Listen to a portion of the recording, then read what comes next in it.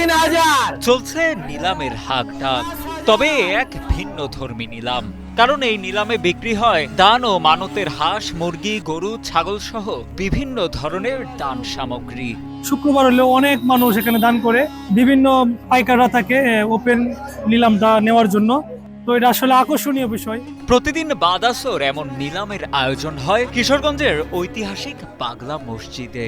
এখানে অনেক রকমের দান আছে, যেমন কোরআন শরীফ, বাতাসা, মোরগ, গরু, ছাগল, হাঁস, মুরগি, বিভিন্ন জিনিস দান মান্যতা আছে আর কি।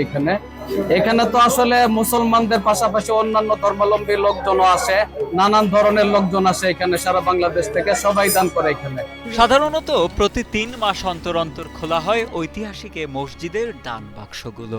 প্রতিবারই দান বাক্স খুলে পাওয়া যায় কোটি কোটি টাকা, বৈদেশিক মুদ্রা, এমনকি স্বর্ণালংকারও। কিন্তু দান বাক্সের বাইরেও প্রতিদিন দূর দূরান্ত থেকে মানুষজন এই মসজিদে এসে নামাজ শেষে বিশেষ নিয়ত বা মানত করে দান করে যান হাঁস, মুরগি, গরু, ছাগল, ফলমূল বা অন্যান্য খাদ্য সামগ্রী। প্রতিটি দানের হিসাব নির্ভুলভাবে অন্তর্ভুক্ত করা হয় রেজিস্টারের বইতে। এরপর প্রতিদিন আসর নামাজের পর মসজিদ পরিচালনা কমিটির উপস্থিতিতে প্রকাশ্যে নিলাম ডাকের মাধ্যমে বিক্রি করা হয় সেগুলো। সেসব দান সামগ্রী বিক্রির টাকা পরবর্তীতে জমা করে দেয়া হয় মসজিদের ফান্ডে। এগুলা পরে মসজিদের নিলাম কমিটি আছে, নিলাম কমিটি এগুলো অকশন দেয়, অকশন দেওয়ার পরে মসজিদের ফান্ডে টাকা জমা করা হয়। নিলামে বিক্রি করা এসব পণ্য সামগ্রীর প্রধান ক্রেতা মূলত স্থানীয় পাইকারেরা। সর্বোচ্চ দরে ডাকদাতাই পেয়ে থাকেন এসব দান সামগ্রী। দান সামগ্রীর এই নিলাম দেখতেও ভিড় জমান অনেকে। নিলামে পণ্য কিনতে আসা ক্রেতারা জানান, প্রতিদিন বিকেলেই হয় এই নিলাম। নিলামে দাম অনুযায়ী কোনো কিছু কিনতে না পারলেও শুধুমাত্র নিলামটি দেখার জন্য অনেকে ছুটে আসেন বলে জানান তারা। মালামাল প্রতিদিনে আসে, শুক্রবার, শনিবার, রবিবার প্রতিদিনে আসে। প্রতিদিনের মাল প্রতিদিনে বিক্রি হয়।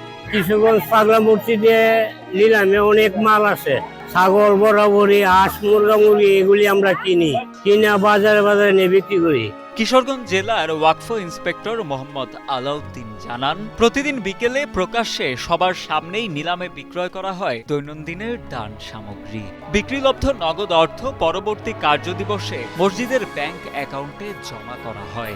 গত অর্থবছরে পাগলা মসজিদের দানের টাকা থেকে সরকার 1,53,47,537 টাকা কন্ট্রিবিউশন পেয়েছে বলেও জানান এই কর্মকর্তা।